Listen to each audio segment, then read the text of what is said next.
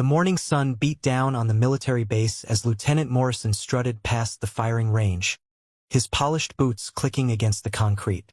That's when he saw him, a weathered man in tattered clothes, standing by the fence, watching the recruits practice. "Hey, you!" Morrison barked, his voice dripping with contempt. "What are you doing here? This is a restricted area." The man turned slowly, his eyes calm, his face marked by years of hardship. "Just watching, sir. Used to do this myself back in the day." Morrison laughed, a cruel sound that made nearby soldiers shift uncomfortably. "You? A soldier? Look at you. You couldn't hit the broad side of a barn." The homeless man said nothing, but something flickered in his eyes, something that Morrison, in his arrogance, completely missed. "Tell you what," the lieutenant sneered, pulling out his service pistol. "I'll give you 5 shots. If you can hit even one target, I'll personally apologize.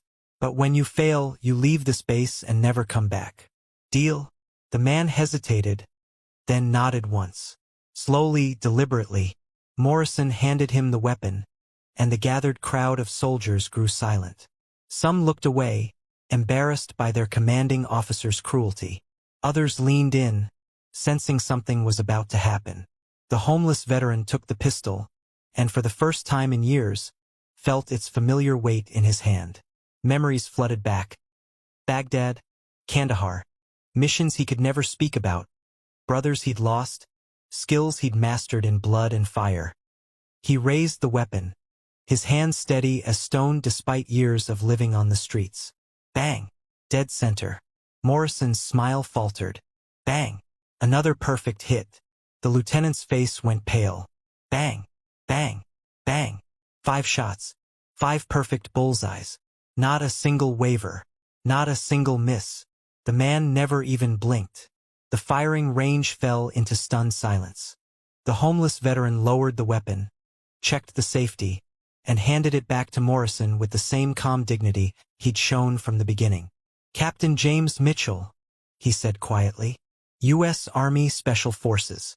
3 tours in Iraq, 2 in Afghanistan. Sniper Division. Honorably discharged 8 years ago." His voice cracked slightly. "PTSD hit hard. Lost my family, lost my home, lost myself.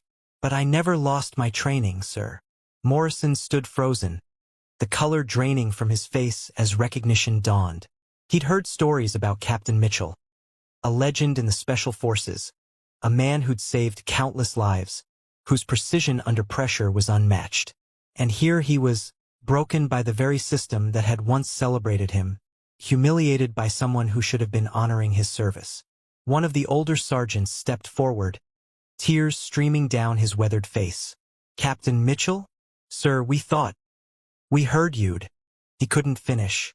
He just saluted, sharp and crisp. Then another soldier saluted. Then another. Within seconds, every man and woman on that range stood at attention, saluting a hero who'd been invisible to them just minutes before. Morrison's hands trembled as he slowly raised his own salute. "Captain Mitchell," he whispered, his voice breaking. I'm sorry, sir. I'm so sorry." But Mitchell just nodded, that same quiet dignity radiating from him. "It's easy to forget that heroes don't always wear clean uniforms, Lieutenant. Some of us wear our battles on the outside now." Within a week, the story spread. The base commander personally ensured Mitchell received the help he needed: medical care, housing, counseling. Morrison, he spent the next year volunteering at veterans' shelters, learning a lesson that would haunt and humble him forever. And Captain James Mitchell? He became a counselor for homeless veterans, using his story to remind everyone that the person you walk past without seeing might be the bravest soul you'll ever meet. 5 shots. 5 perfect hits. One powerful reminder that honor isn't measured by appearances. It's measured by what you've endured and how you rise again.